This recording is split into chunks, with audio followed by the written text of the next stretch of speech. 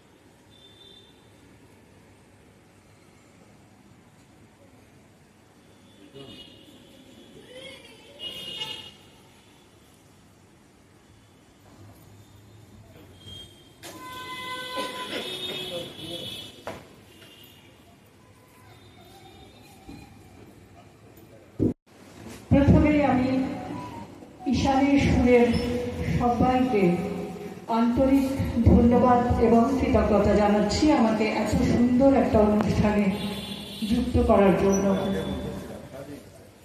আজকে যাকে কেন্দ্র করে এই অনুষ্ঠান,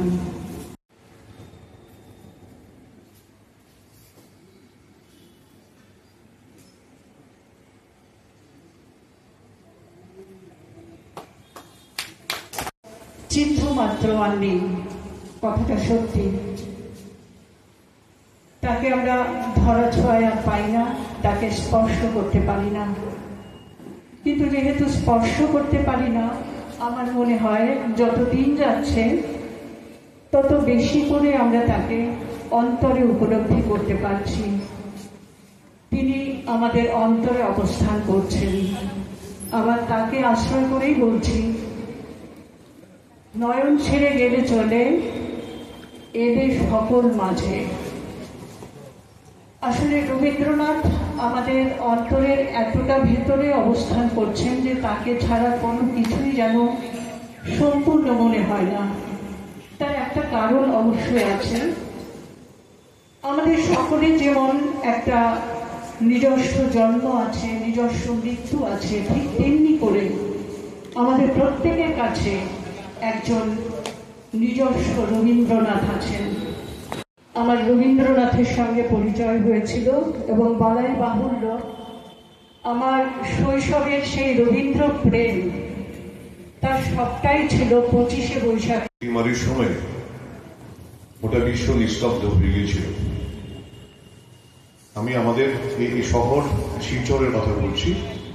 আমরা কয়েকজন মিলে ভাবলাম যে আমাদের সঙ্গে যারা জড়িত, আমরা যারা মঞ্চে অনুষ্ঠান করি বিভিন্ন জায়গায়, আমাদের সঙ্গে যারা জড়িত, যাদের পেশাই হচ্ছে এটা মঞ্চে কাজ করা, আমাদের যন্ত্রী বন্ধুরা আছেন, যিনি আলোক সম্পাদে থাকেন, যিনি ধ্বনি ধারণে থাকেন, তারা তখন আর্থিক সংকটে এমন একটা জায়গায় দাঁড়িয়েছিলেন যে দেয়ালে পিঠ থেকে গিয়েছিল। তখন আমরা কয়েকজন, মূলত আমি শ্রদ্ধার সঙ্গে যে নামটি স্মরণ করছি, তিনি প্রয়াত রূপক দাম, সাথে মৈত্রী দাম ছিলেন, তিনি এখনো জড়িত আমাদের সঙ্গে, এবং নিলয় কান্তি দত্ত, বললাম বিশ্বতোষ চৌধুরী আমার বন্ধু প্রতিম। তো শুরু হলো আমাদের পথচলা। আমরা ফেসবুক লাইভ ওটাকে নির্ভর করে ঈশানের সুর নাম দিয়ে আমরা একটা পেজ শুরু করলাম এবং আমরা আবেদন রাখলাম সবার কাছে যে আর্থিক অনুদান চেয়ে ওদের কাছে আমরা বিনম্র একটা আবেদন লিখেছিলাম। এবং অত্যন্ত আনন্দের সঙ্গে বলছি কথাটা যে অনেক জায়গা থেকে আমাদের শিল্পী বন্ধুরা, আমাদের যারা পরিচিত, বিভিন্ন ক্ষেত্রে যারা বিভিন্ন জায়গায় রয়েছেন আমাদের ভারতবর্ষে, যারা জড়িত আমাদের সঙ্গে, তারা আমাদের অনুদান পাঠালেন। এবং এই সংকটে আমরা তখন সবার হয়ে আমাদের কিছু যাদের খুব বেশি প্রয়োজন ছিল, তখন অর্থের প্রয়োজন, তাদের হাতে আমরা এই টাকা তুলে দিতে পেরেছি। অতিক্রান্ত যখন করোনা, তারপরে আমাদের সবচাইতে যেটা বড় যেটা সংকট আমরা মুখোমুখি হলাম সেটা হচ্ছে বন্যা। 2022 সালের বন্যার সময় আমরা গোটা শহর প্লাবিত হল। আমি নিজেও বানভাসী হয়েছিলাম, আমার সবকিছু ভেসে গেছে। তখন আমরা আবেদন রেখেছিলাম যে বহির্পরাতে যারা আছেন, আমাদের সঙ্গে যারা জড়িয়ে গেছেন, যারা আমাদের শ্রোতা, আমাদের শিল্পী বন্ধুরা যারা, তাদের কাছে এটি আবেদন রেখেছিলাম। এবং আমাদের সাথে অনেকেই যুক্ত হয়েছিলেন এই আবেদনটি তুলে ধরার জন্য। অলোক রায়চৌধুরী, প্রতিষ্ঠিত শিল্পী, পশ্চিম বাংলাতে আমরা সবাই চিনি ওনাকে। তিনি আমাদের বললেন যে আমিও বলবো সবার কাছে, তিনিও যুক্ত হলেন আমাদের সাথে।